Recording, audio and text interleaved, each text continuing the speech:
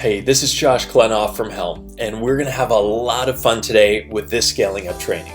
Why? Because if you're stuck running the day-to-day operations in your business, too busy to focus on what your business really needs to grow, this system is going to transform your role as CEO. It's going to free you up so you can start focusing on what really matters. Today, you're going to discover how to strengthen your organization, increase accountability team-wide, and ultimately scale up so you can break through the series of ceilings on the road ahead without having to figure this stuff all out for yourself. You're going to see the system that over 7,000 companies are using to get to the next level of growth in their business. This system is called the Entrepreneurial Operating System. Now, with 1,000 or so business improvement programs out there, maybe you're a little skeptical about why this one is worthwhile. Plus, you've probably implemented all sorts of tools to help you grow your business already. You probably have some form of KPIs, and you've probably documented certain processes that your people follow. And if you're like most CEOs, you've attempted some roadmap for creating your mission and making it matter to your people.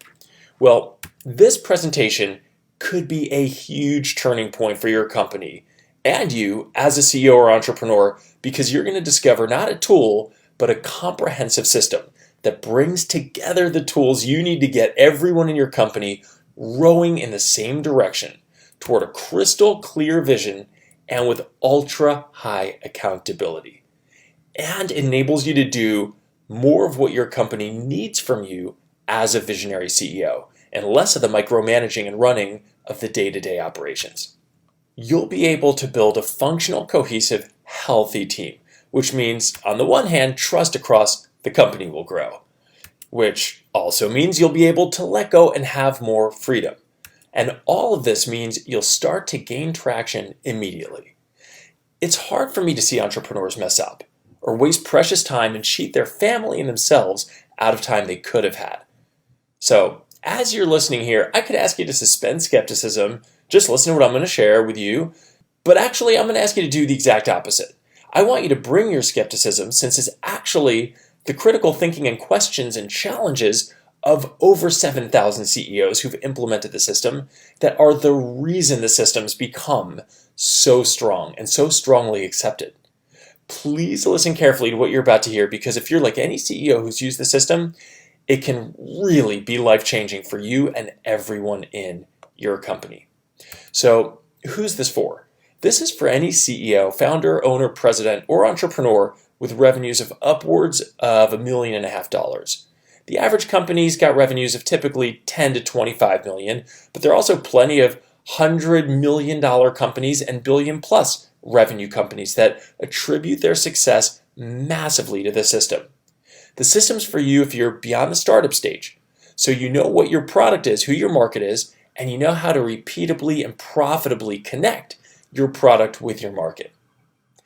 Typically, companies that implement the system have 10 to 500 employees. Some have fewer, some have many, many more. This is for you if you're open-minded and interested in bringing out the potential of your business. Believe it or not, not everyone is. This is for you as well if your answer to any of these questions is no. Do you have the right person in the right seat for everyone in your company? In other words, for all the jobs to get done, do you have the right person doing it? Have you systematized your business so that your key processes are streamlined and followed by everyone? End to end, does everyone have the level of accountability and execution you'll need to achieve the great vision you've got for your organization? And how about the vision itself? Is that clear to everyone in the organization? Are the key drivers of your business success clearly defined, both at a high level and at the individual level, so that everyone in the company has something measurable to achieve in order to drive the business's success? And the last question, when issues come up, are they getting solved so that they actually go away once and for all, or do they keep coming back? If your answer to any of these questions was no, please listen very carefully to what I'll be sharing with you here. I promise you this has changed the game for CEOs and can be absolutely game-changing for you. My goal is that if you stay until the end here, you'll have an understanding of the system that Jeff Hoffman, my partner, friend, and billionaire co-founder of Priceline, calls the #1 system for scaling up. And I'm confident you'll agree that you've never seen anything quite like this. So imagine if you could have the system of the world's top entrepreneurs without having to waste your time experimenting with dozens or hundreds of tools. Think about how happy you'd be when you finally have a system you can rely on. That's why it's critical you turn off anything that might distract you from absorbing anything in this training. That includes email, instant messages, extra browser windows that are open, or anything else that could prevent you from absorbing every single moment of this training. If you can give me that commitment, I can commit to showing you a system that puts you in the driver's seat of changing your financial future and creating an extraordinary culture. I imagine that's got to be worth closing anything that could distract you from this training for about 30 minutes. Sound reasonable? So go ahead, take a second, close all of your browser windows, turn off your cell phone, shut down any instant messaging apps. Pay attention, please, to every single moment of this presentation. Go ahead and do that now. Okay, we all set? Great. Let's get started. So first, who am I? I'm Josh Klenoff, and over the past 20 years, I built 4 businesses. The first 2, not very successful. The third and fourth, quite successful. With my third company, I partnered with one of the most famous executive coaches, Marshall Goldsmith, author of What Got You Here Won't Get You There. We built a multi-million-dollar international coaching practice, coaching CEOs and leaders mostly of larger companies, Fortune 500s. After selling that company, I returned even closer to my entrepreneurial roots and partnered with Jeff Hoffman, the billionaire and one of the founders of Priceline. Now, through his career, Jeff built not only some multi-million-dollar businesses, but also 2 totally separate multi-billion-dollar businesses. And together, we've implemented a comprehensive scaling up system for small and mid-sized companies. Now, I've been incredibly fortunate to have access to the best scaling up system and tools on the planet. But when I started my career at 20 years old, no such system even existed. With my first 2 companies, despite significant financing with one of them, I was bumping up against the ceiling. The business stagnated. I didn't know how to get it to the next level. I didn't have guidance from people who really knew how to scale up a company. I'd gone to Wharton, a top business school. I read the 100 business books we're all supposed to read as CEOs, but they didn't catapult my company to that next level. It was a never-ending struggle to break through to that next level of growth, and I couldn't figure out how to do it. And then I discovered the solution that helped me stop spinning my wheels. It allowed me to make more progress in 3 months than I'd made in the prior 3 years. It came to me from a friend of mine, a guy named Mike Euclid, who told me about how his nutritional supplement business shifted from a small company that was just kind of stuck to a company of 250 employees and thriving. And he credited it to a system he called the Entrepreneurial Operating System. Well, it wasn't long before 3 of the CEOs I knew put the system to work in their business. And sure enough, I get a call from Mike, and he says, Josh, Gino, the author of this book, Traction, who'd been implementing the system for the CEOs, needs help. Would I learn the system from Gino and implement it for other CEOs? Because apparently no one can put the system in place or even scratch the surface of implementing it from just reading the book. So I surveyed CEOs who had implemented the system in their companies to make sure it was worth getting trained in the system. And sure enough, after surveying a bunch of CEOs, it was out of a scale of 10 that I asked them to rate it, 1 to 10. It was about a 9.85. It was 10 for just about everyone, maybe 9 for one of them. So I decided it was a no-brainer. Learn the system from Gino. And that was a turning point. A point that changed my life, but the lives also of every CEO we've introduced the system to. Here are just a few of them. Now, if you look on Amazon, you'll see Gino's book on Traction. And even though it covers just the surface level of the system, it's been one of the top few books in Amazon's entrepreneur category for years. It's only getting more popular each year. Over 7,000 CEOs have professionally implemented the system. And across the board, they characterize it as changing the game for them and for their entire company. It builds on the successes and failures of tens of thousands of companies and on the insights of business titans and pioneers who shaped the system, from Jim Collins, author of Good to Great, to Patrick Lencioni, author of The 5 Dysfunctions of a Team.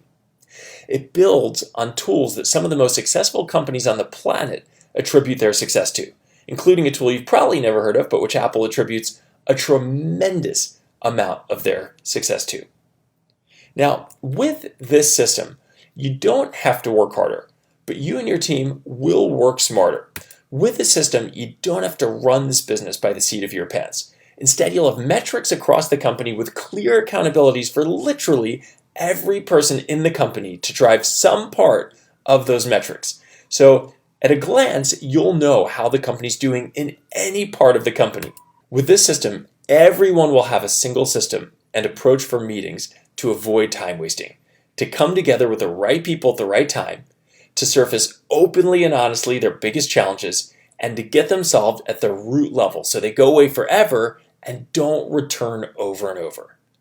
Alan Mulally, former CEO of Ford and one of our clients in my third business with Marshall Goldsmith, which was an executive coaching company, Alan says this is singularly the best system for running a company. Now, in my career, I've done a bunch of things right. I've also done a lot of things wrong, and I've been up close with hundreds of CEOs. I've witnessed lots of them at the edge of sanity, of divorce, of solvency, of anxiety and sleeplessness. I've seen it's far easier to do what over 99% of CEOs do, to cobble together your way of doing things and to never discover the accumulated wisdom of the pioneers who've created this CEO blueprint for success. If you use the same conventional cobble it together approach that just about every other CEO uses, you might as well plan on perpetual sleeplessness or long bouts of bumping up against the ceiling and stagnating, on leaving tremendous amounts of value on the table. But there are now over 7,000 CEOs who over the last 15 years have professionally implemented this system. And if you choose to, you can apply their playbook, the system they've implemented in order to break through the series of ceilings you'll face along the way to scaling up. Now, when I talk about this playbook, the system, in case you're wondering what I'm referring to, so there are 6 key teachings, and they all stem from a simple observation. As a CEO, you and each of the leaders on your team are wrestling with 100, 150 issues simultaneously. But all those issues are actually just symptoms. They're symptoms of 6 root causes. And if you strengthen your company in these 6 root areas, your organizational health will grow tremendously. Your accountability and discipline around your execution will soar. Your ability to scale up will transform. So what are these 6 areas? The 6 key sets of tools you'll learn about. Well, the first one is vision. And by that I mean, where are you going and how are you going to get there? And we specifically map out the answer to 8 questions and get crystal clear on them. Now, to keep this presentation practical, I'll share just one of those 8 for now. So which one should we look at? How about what's behind door number 7? Question number 7 is, what are your 90-day rocks? Now, with rocks, the easiest way to pick up what I'm putting down to understand this is with the exercise Stephen Covey did when he visited a class of mine about 20 years ago. He had a cylinder and a bunch of cups. Now, one of the cups had rocks, one had stones, one had sand, one had water. And he put the stuff from the cups into the cylinder one by one. So first, he put in the stones, then the sand, then the water, and finally the rocks. But only a few of the rocks actually fit. A bunch couldn't. Then he did the exercise again.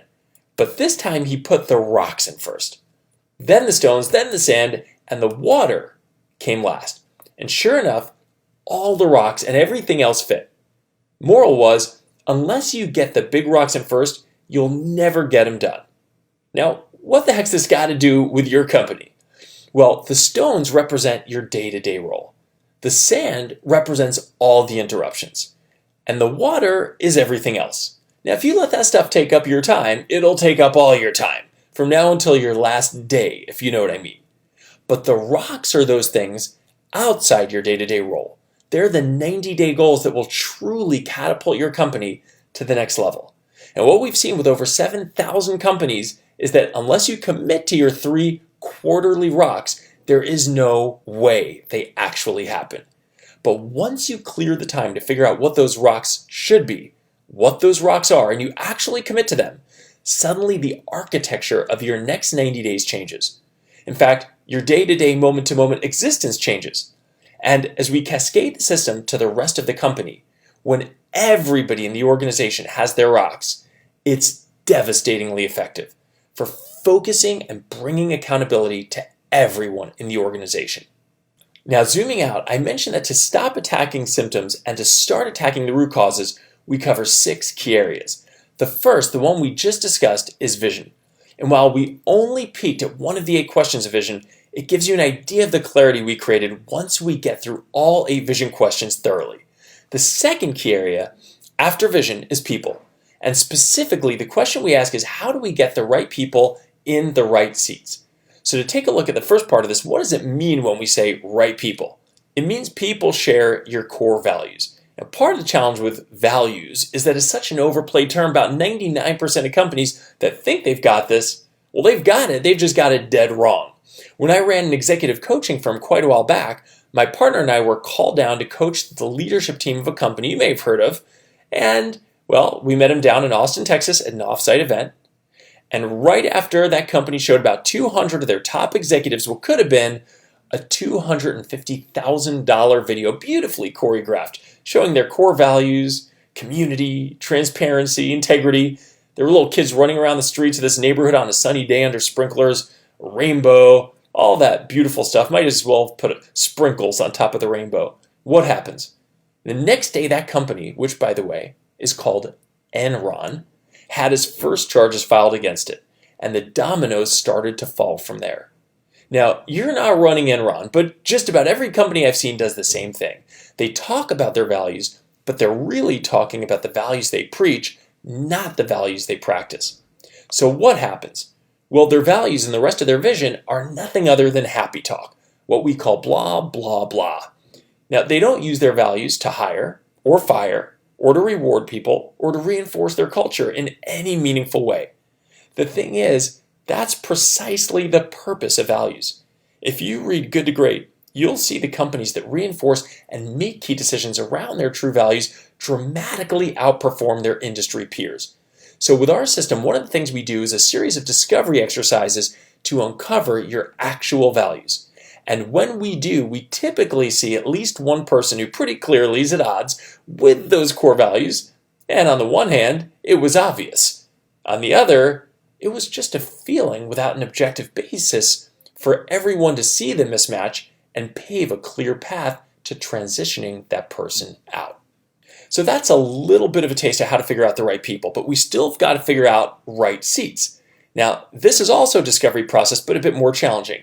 And whether it's a restaurant owner with street smarts full of hustle or a team of Harvard MBAs, it doesn't matter. This part of the journey is challenging.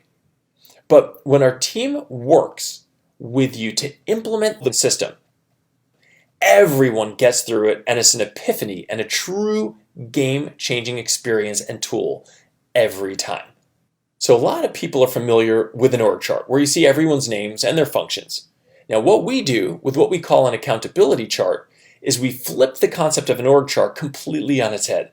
We fill the people in last, and each person appears in multiple places. The question we start with is, what are the key functions or jobs to get done in the organization? Then we identify the key roles for each. And what fundamentally changes when we do this is that only one person can ultimately be accountable for each function.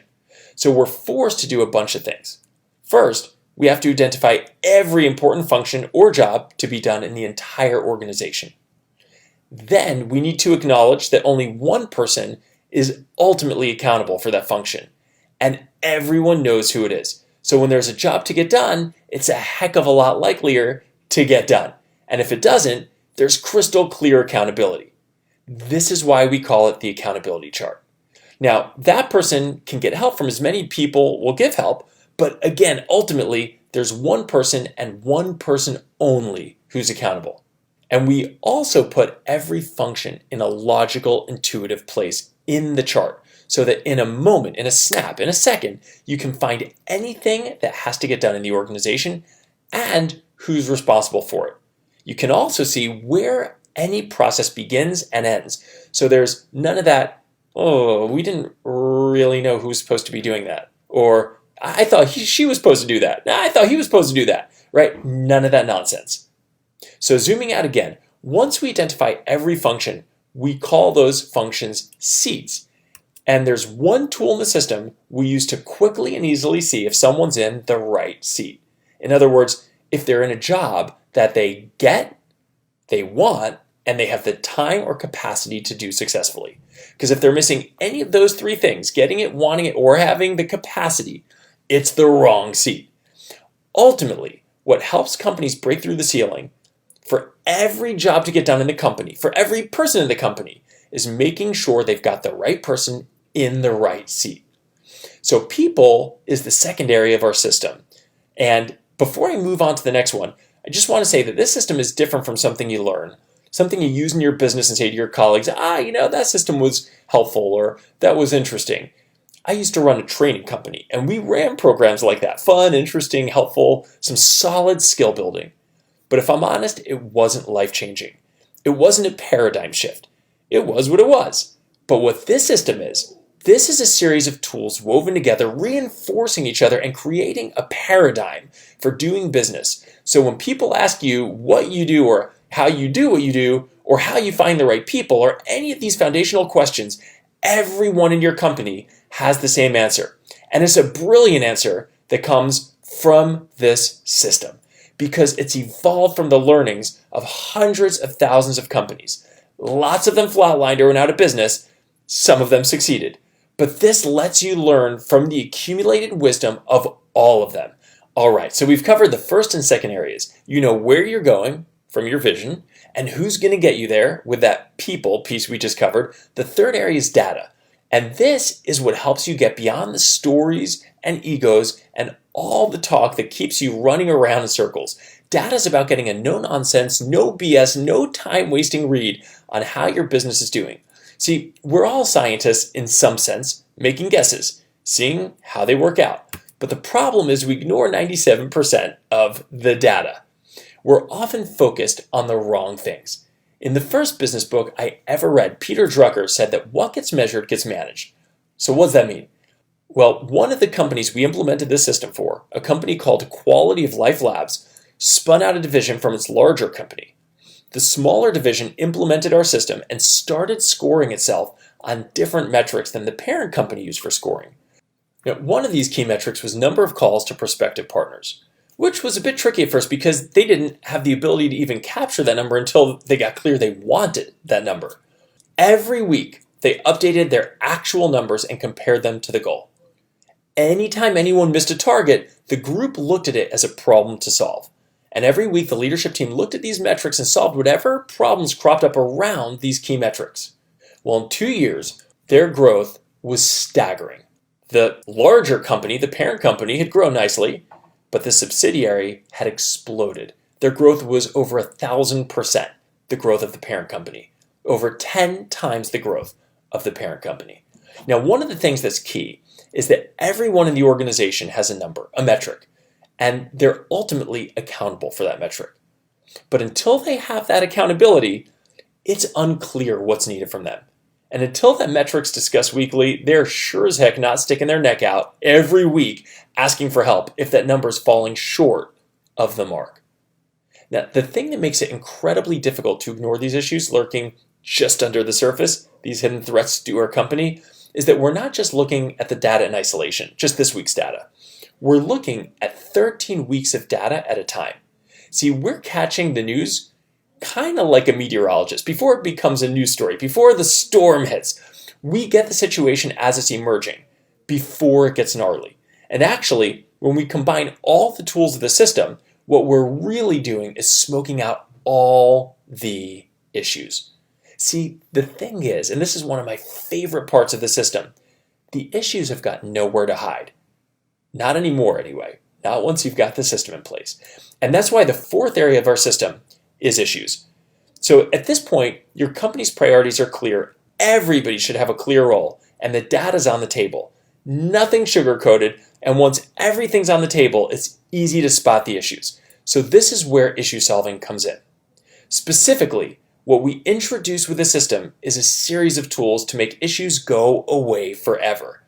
That forever part is the key. See, what virtually everyone does is just discuss issues. But just discussing issues misses the point. Why? We're so busy discussing issues that we rarely even identify the underlying issue. And at best, we end up swatting at symptoms. We virtually never solve the underlying issue. People just keep bringing up the same points and going off on tangents, wasting everyone's time in meeting after meeting. So one of the big aha moments when people implement the system is they solve problems forever, and a no BS culture takes hold. So everyone's clear on the vision, where you're going, the right people are in the right seats, you're all looking at numbers with no sugarcoating, telling you the real deal of how you're doing week to week. And to hit the numbers and make the problems that come up go away, you're going to get really good at problem solving at the root. So here's an example. This is Ned. Ned's the CEO of a food company called BMT Wiser. Before working with us to implement a new system for his business, Ned had run the company for about 13 years. Now, Ned's a humble guy, but super smart. Harvard MBA, 30 years in the food industry, but he couldn't scale his business beyond low 8 figures. And with years of trying different hires, different software programs, different tools in a bunch of areas, and lots of changes, he and his team attempted all over the map. They felt like they couldn't get the system, like they were spinning their wheels, basically watching their sales stand still. After we implemented the system, it was clear where they had the wrong people or people in the wrong seat. It was clear that an entirely new job had to get done, a job no one had ever performed, but which was sorely needed. It was clear how to get everyone communicating and around what targets. It was clear what had to happen for them to get to the next level. After implementing the system, Ned's team is now on a trajectory to 5x its revenues over the next 3 years. 500% sales growth as compared with the last 3 years of flat sales. The one thing I want to make sure you understand, because this is really important, is that our system doesn't just help you scale up. It helps you scale up without selling your soul. See, this system helps you cultivate organizational health, because a lot of organizations are good at their craft. Restaurants make good food, software companies make good software, a manufacturing company might make something really well, but they're not healthy. There's loads of politics, the leadership team isn't cohesive, people aren't open and honest with each other. At this point, we've covered most of the 6 areas where we address problems at that root level. One of them I haven't mentioned yet, and that's the 5th area, is process. So instead of Jan's way or Rick's way or Peter's way, instead you have your company's way. See, the thing is, until you systematize your business, there are all sorts of ways things get done. And often, the person doing them is the only one who can do them. But once you create process, suddenly you can delegate that stuff and elevate yourself to a new, higher use for yourself. So as you're busying yourself and bumping up against that ceiling, this key area of our system, process, forces you to step back, build process, and pave the way to creating value an order of magnitude beyond where you are now. Now, this is something we cascade throughout your company. For all the people, all your key processes, from HR to lead gen to sales, from building to delivering your offering to managing the inflows and outflows of money, to creating happy customers. And when you can simplify things like that, you can move faster, better, and more harmoniously. Ultimately, more profitably. But if you're too stuck in executing to take that step back and craft process, you're not going to get to take the 10 steps forward that come once you've created that process. So that brings us to the 6th and final area we focus on with our system, and that's traction. Here we bring tools that boost the accountability and discipline around your execution. And one of these tools is what we call the weekly level 10 meeting. Now, this weekly level 10 meeting starts out just among your leadership team, but eventually you cascade it to the entire organization. So eventually everyone is involved in some kind of weekly level 10 meeting. The most important part of the meeting is that it doesn't suck. It's not just reporting. It's not just discussing things, it's solving problems at that root level. And after everyone bonds around some good news to kick off the meeting, we get the biggest issues on the table. We go through the entire scorecard to highlight any targets that didn't get hit. Then we go through all of our rocks, highlight any rocks that are off track that seem like we might not be crushing them this quarter. Then we call out any customer or employee issues, really any issues at all that we want to surface. Problems, roadblocks, barriers, opportunities. At that point, all that highlighted stuff, they're issues to solve. And we solve them at the root level with someone taking ownership of that solution, committing to a defined outcome in the next week. That is, even if they don't solve the entire issue, they're at least taking some step by next week's level 10 meeting that we can hold them accountable to. So, if we can pause and take a look at the 6 sets of tools across these 6 roots of your company, they start to paint a picture of how you can get more of what you want from your business. Imagine for a moment what it would be like to align your entire team around a single vision and a clear plan for achieving that vision. Think about how much easier life would be when you have the right people in the right seats. What it would feel like when your team can surface and solve their biggest issues without needing you to be there for every big issue. You won't constantly feel anxious. The processes and systems you put in place are going to bring efficiency, harmony, fun, perhaps most of all, profit. And beyond that, you'll have an unfair advantage over other companies in your industry who have issues around accountability and a lack of clarity throughout their company.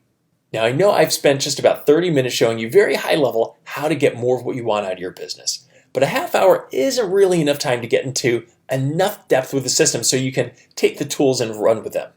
So you can take what I've shared with you and whatever you can cobble together that's out there about the system, try to pull these tools together yourself, or you can follow in the footsteps of over 7,000 CEOs who've properly implemented the system professionally, who've experienced the paradigm shift. And we can continue what we learned today, where you can work with my team and me directly so we can actually help you and implement everything we just talked about. But if you're looking for the path of least resistance, or you're not really interested in bringing out the potential of your team, this will not be for you.